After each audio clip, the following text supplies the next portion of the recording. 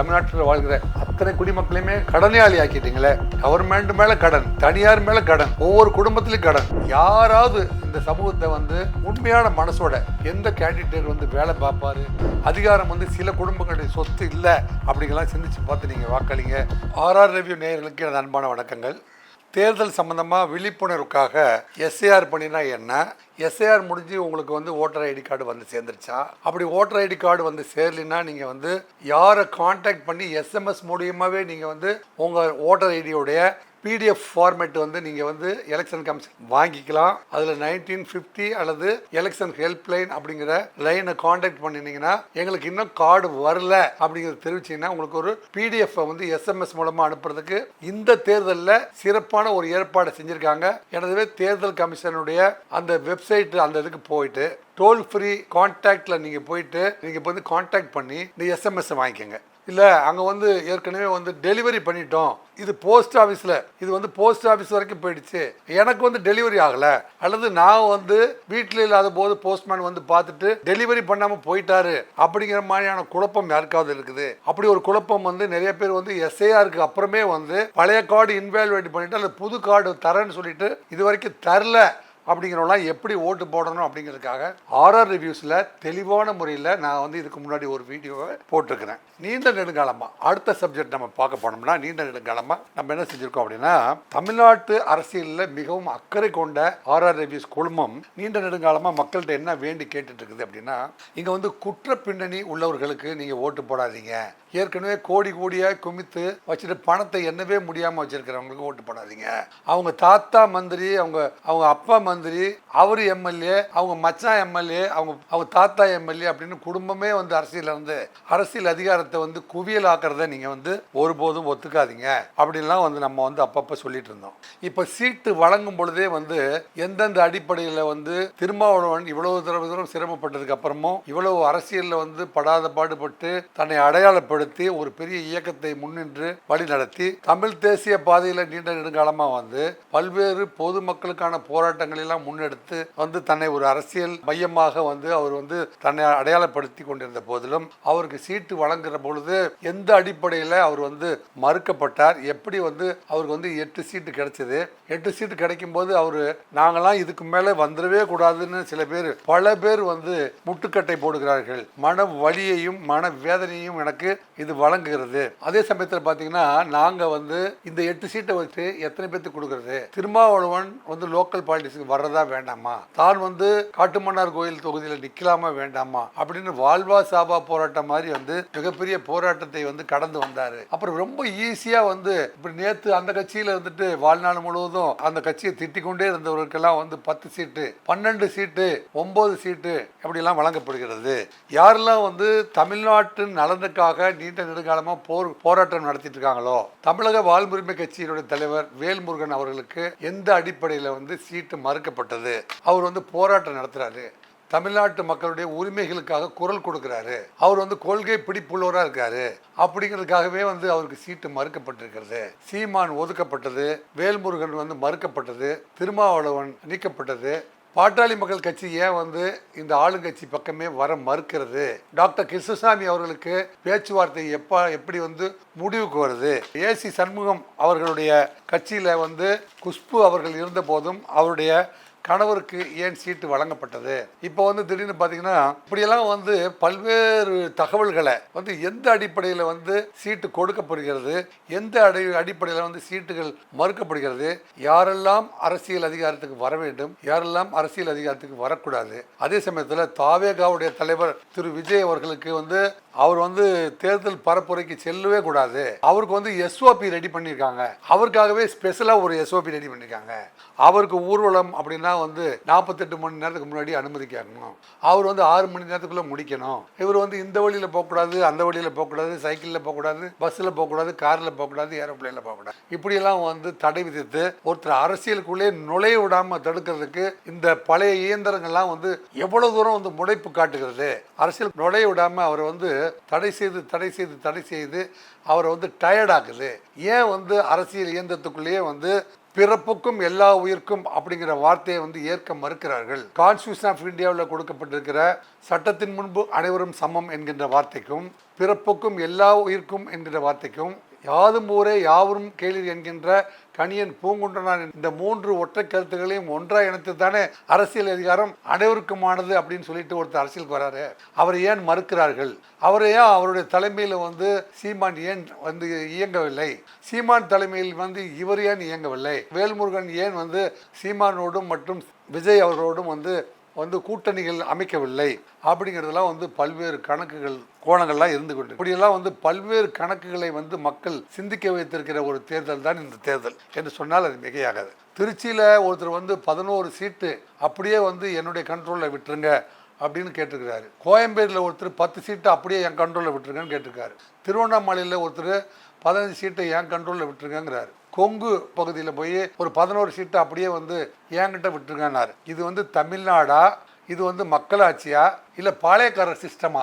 பாளையக்காரர் சிஸ்டத்தில் வந்து என்ன செஞ்சுருக்காங்க அப்படின்னா, கிருஷ்ணதேவராயர் ஆட்சி காலத்தில் 52 பாளையப்பட்டுகளை அமைச்சு, நீ அந்த பகுதியை வச்சுக்கோ, நீ இந்த பகுதியை வச்சுக்க, கப்பம் கட்டுறது மட்டும் கரெக்டாக எனக்கு கட்டியது அப்படின்னு சொல்லிட்டு 56 பாளையங்களை வந்து நடத்துனதா நம்ம வந்து படிக்கிறோம், வரலாற்றில் பார்க்குறோம்.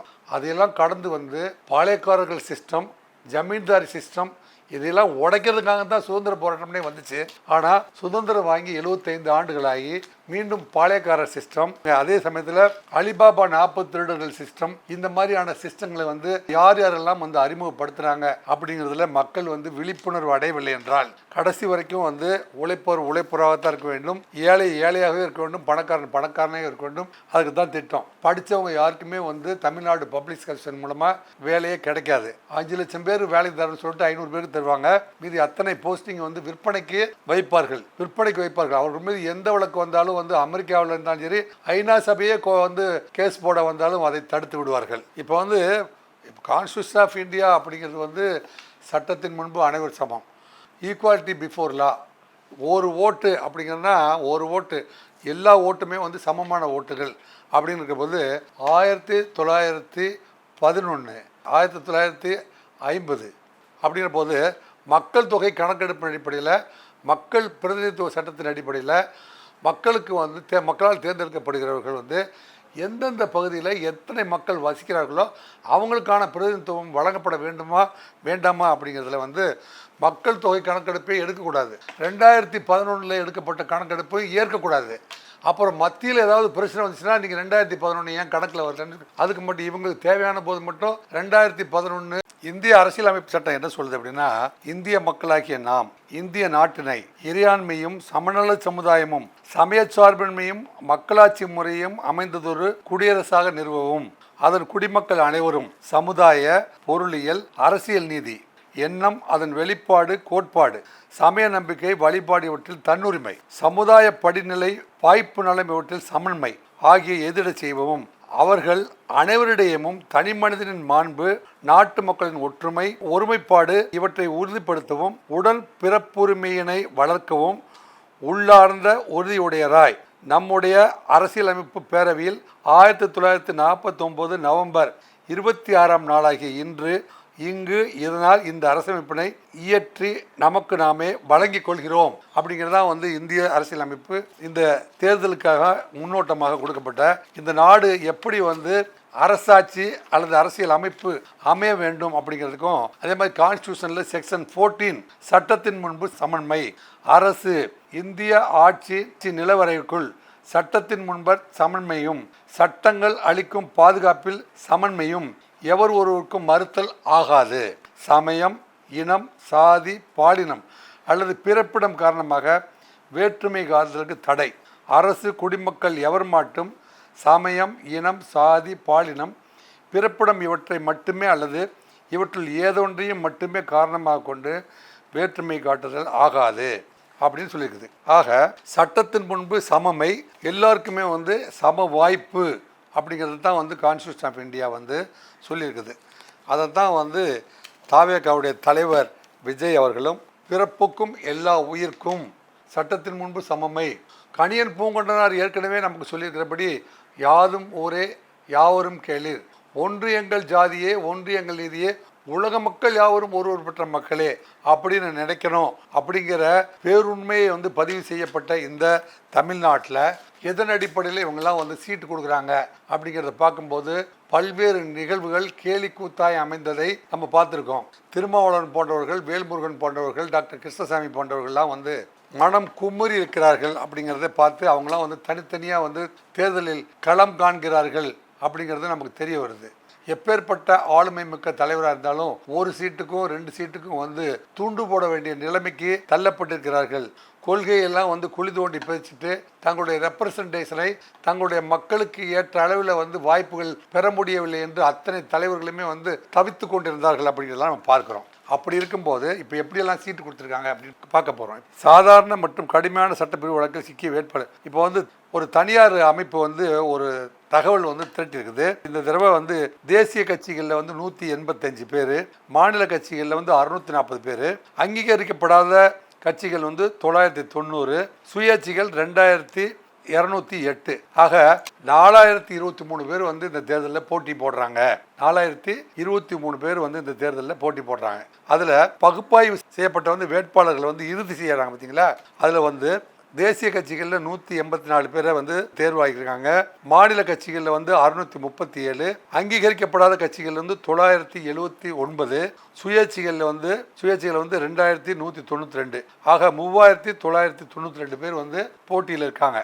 இதில் பார்த்தீங்கன்னா குற்ற பின்னணி இருக்கிறவர்கள் வந்து 1126 வேட்பாளர்களுக்கு குற்ற வழக்குகள் இருக்குது அப்படிங்கிறத வந்து கணக்கெடுத்து ஒரு அறிக்கையை நமக்கு வந்து சமர்ப்பிச்சிருக்காங்க. அதில் என்ன சொல்கிறாங்கன்னா, சாதாரண வழக்குகள் அப்படின்னா அடிதடி வழக்குகள், வெட்டுக்குத்து வழக்குகள், இந்த மாதிரியான வழக்குகளில் வந்து தேசிய கட்சியை சேர்ந்தவர்கள் 34 பேர், மாநில கட்சிகளில் வந்து 268 பேர், அங்கீகரிக்கப்படாத கட்சிகளை சேர்ந்தவங்க 258 பேர், சுயேட்சைகளை சேர்ந்த 160. ஆக 722 பேர் வந்து சாதாரணமாக வந்து வழக்குகளை தாங்கி இருக்கிறார்கள். கடுமையான சட்டப்பிரிவை தாங்கி இருக்கிற வழக்கு எத்தனை பேர் தெரியுமா? தேசிய கட்சிகளில் 14 பேர், மாநில கட்சிகளில் 139 பேர், அங்கீகரிக்கப்படாத கட்சியில் 148, சுயேட்சைகளில் 103. ஆக 404 பேர் வந்து கடுமையான குற்றங்களை, கடுமையான சட்டப்பிரிவு வழக்குகளை எதிர்கொண்டு இருக்கிறார்கள் அப்படின்னு தெரிய வருது. இதில் வந்து அதிமுகவில் வந்து 60 வேட்பாளர்கள், திமுகவில் 32 வேட்பாளர்கள், பாஜகவில் 9 வேட்பாளர்கள், காங்கிரஸில் 5 வேட்பாளர்கள், பாமகவில் 6, தேமுதிகவில் 1, இந்திய கம்யூனிஸ்டில் 1. இவ்வளவு பேர் வந்து குற்ற வழக்குகளில் சம்பந்தப்பட்டு இதில் வந்து இன்னும் ஒரு கட்சியில் வந்து 43 பேர். ஆக இவ்வளோ பேர் வந்து குற்ற பின்னணி உள்ளவர்கள் வந்து தேர்தலில் கண்டெஸ்ட் பண்ணுறாங்க. அப்போ குற்ற பின்னணியே இல்லாமல் நேர்மையான முறையில் வாழ்க்கை நடத்தி எப்படியாவது இந்த அரசியலை தூய்மைப்படுத்த வேணும் அப்படின்னு நினச்சி சீட்டு கேட்க போன பல பேருக்கு வந்து சீட்டு கிடைக்கவில்லை. ஏன் கிடைக்கவில்லை அப்படிங்கிறத வந்து அப்புறம் பேசுவோம். 2 எம்எல்ஏக்கள் மீது கொலை வழக்கு, 3 எம்எல்ஏக்கள் மீது பெண்களுக்கு எதிரான வழக்கு, இவ்வாறு வழக்குகள் உள்ளன. இப்படி வந்து 722 + வந்து 404, இது வந்து மொத்தம் வந்து 1126 பேர் வந்து குற்ற வழக்குகளில் தொடர்புடையவர்கள் இப்போ வந்து தேர்தலில் வந்து கண்டெஸ்ட் பண்ணுறாங்க. உங்கள் ஏரியாவில் தமிழ்நாட்டில் இருக்கிற 234 தொகுதிகள்லையும் யார் யார் மேலே வழக்கு இருந்துச்சுன்னு அங்கே இருக்கிற லோக்கல் பீப்புளுக்கு தெரியும். யார் யார் ஏற்கனவே வந்து மணல் கொள்ளையில் ஈடுபட்டாங்க, யார் யார் பாரில் வந்து அனுமதிக்கப்பட்ட நேரத்துக்கு மேலே வந்து வியாபாரம் செஞ்சு கொள்ளையடிச்சு கோடீஸ்வரர்களாய் மாறியிருக்கிறார்கள், யார் யார் வந்து பெண்களுக்கு எதிராக குற்றங்களை விளைவித்திருக்கிறார்கள், யார் யார் வந்து காவல் நிலையத்தில் போய் குற்றம் செஞ்சவனையே வந்து தண்டனைக்கு உள்ளாக்கி விட்டு குற்றம் செய்யாதவனை வந்து நிரபராதியை வந்து குற்றவாளியை மாற்றுறதுக்கு போலீஸ் ஸ்டேஷன் புரோக்கர்களாக எத்தனை பேர் செயல்பட்டு இருக்கிறாங்க. நீதிமன்றத்தில் வழக்கு போயிருந்த போதிலும் வந்து சாட்சி சொல்லவே வரக்கூடாது அப்படின்னு கொலை மிரட்டல் செஞ்சு எத்தனை பேர் வந்து தொடர்ந்து வந்து தமிழ்நாட்டில் வந்து கொலைகளையே அரங்கேற்றுவதற்கு எத்தனை பேர் வந்து உறுதுணையாக இருந்து கொண்டிருக்கிறார்கள். இவங்களெல்லாம் அடையாளம் காண வேண்டிய காலகட்டம் தான் இந்த வர்ற ஏப்ரல் 23 நடக்க இருக்கிற தேர்தல். எனவே குற்ற பின்னணி இருக்கிறவர்களுக்கும் ஏற்கனவே கோடி கோடிகளாய் சொத்து சேர்த்தவர்களுக்கும் புனிதமான நீரோடையான இந்த கான்ஸ்டிடியூஷனை காத்து இந்த நாட்டு மக்களுடைய நல்வாழ்வை மேம்படுத்த வேண்டிய இந்த நாட்டு மக்களில் படித்த பட்டதாரிகள் அத்தனை பேருக்குமே வந்து முறையான வேலை வாய்ப்பை கொடுக்காம இந்த ரெக்ரூட்மெண்ட்லாம் ஏமாற்றி யாருக்குமே வந்து பர்மனெண்ட் பண்ணாமல் எல்லாத்தையும் வந்து அத்தை கூலிகளாகி மாற்றிட்டு இருக்கவங்க யார்?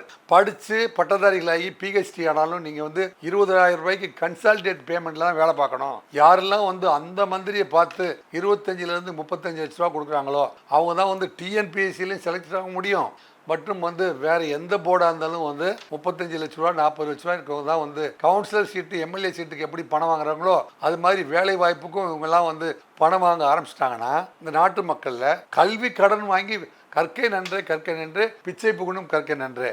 சிதம்பரம் சொன்னாரு, எல்லா பேங்க்லயும் வந்து எங்க மாணவர்கள் படிக்கிறதுக்கு தயவு செஞ்சு லோன் கொடுங்க, எப்படியாவது கடன் வாங்கியாவது எங்கள் மாணவர்கள்லாம் பட்டசாலி ஆகட்டும். அதையும் மேலே போய் ஒரு கட்சி என்ன சொல்லிச்சு, நாங்கள் ஆட்சிக்கு வந்தோடனே கல்வி கடன் பூரா ரத்து பண்ணிடுறோம் அப்படின்னு மனசாட்சியே இல்லாமல் சொல்லிட்டு கல்வி கடனை பற்றி ஒரு வார்த்தை கூட கடந்த 5 வருஷமாக பேசவே இல்லையே, உங்களுக்கு மனசாட்சி இருக்கா அப்படின்னு கேட்டால் அவர் தலையை கீழே வச்சுட்டு 3 நாளைக்கு வந்து டாப்பிக்கை மாறுற வரைக்கும் அவர் வந்து வெளியில் வர மாட்டார். இப்படி வந்து கடங்கார பட்டதாரிகளாக இருக்கிற இந்த நாட்டில், ஏற்கனவே வந்து கடன் வாங்கிட்டு கடன் கட்ட முடியாமல் தவித்து கொண்டு இருக்கிற பட்டதாரிகள் இருக்கிற நாட்டில் எல்லா வேலை வாய்ப்புகளையும் வந்து நீங்கள் வியாபாரம் ஆக்கிட்டீங்கன்னா இந்த நாட்டு மக்கள் எப்படி வந்து சாதாரணமாக வாழ முடியும்? அத்தனை பேருமே வந்து தமிழ்நாட்டில் வாழ்கிற அத்தனை குடிமக்களையுமே கடனாளி ஆக்கிட்டீங்களே. கவர்மெண்ட் மேலே கடன், தனியார் மேலே கடன், ஒவ்வொரு குடும்பத்திலையும் கடன், கரண்ட் பில் கட்ட முடியல, வீட்டு வரி கட்ட முடியல, டாஸ்மாக்கு தொல்லை தாங்க முடியல, பெண்களுக்கான பாலியல் தொல்லைகள், சாதிய வெறியாட்டத்தில் நடக்கிற படுகொலைகள் தடுக்கப்பட முடியல. இதையெல்லாம் எண்ணி பார்த்து யாராவது இந்த சமூகத்தை வந்து உண்மையான மனசோட சொல்வதை செய்வோம் செய்வதை சொல்வோம் அப்படிங்கிற உண்மையான மனசோட எந்த கேண்டிடேட் வந்து வேலை பார்ப்பாரு அப்படிங்கிறத பார்த்துட்டு இந்த நாட்டு மக்களை வந்து இந்த கான்ஸ்டியூஷன் அடிப்படையில் அனைவருக்குமே வந்து அதிகாரம் வந்து அளிக்கப்பட வேண்டும். அதிகாரம் வந்து சில குடும்பங்களுடைய சொத்து இல்லை அப்படிங்கெல்லாம் சிந்திச்சு பார்த்து நீங்கள் வாக்களிங்க அப்படின்னு இந்த சந்தர்ப்பத்தில் கேட்டுட்டு உங்கள் அனைவரையும் வந்து மீண்டும் ஒரு நல்ல சந்தர்ப்பத்தில் வந்து சந்திக்கிறேன். அதுவரை உங்களிடமிருந்து விடைபெறுவது உங்களுடைய அன்பு சகோதரர் ராஜேந்திர ராஜா. நன்றி, வணக்கம்.